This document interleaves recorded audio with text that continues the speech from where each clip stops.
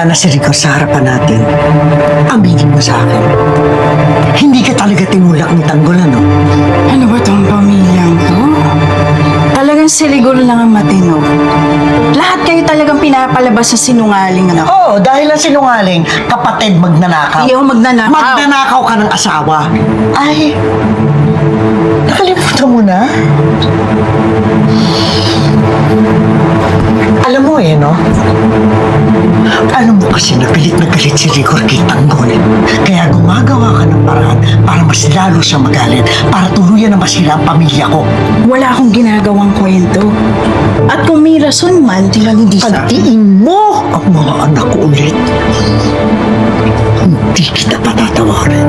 Tingnan mo, sa'yo talaga nagmana si Tanggol sa pagiging bayolente. Pasalamat ka, buntis ka. Salamat.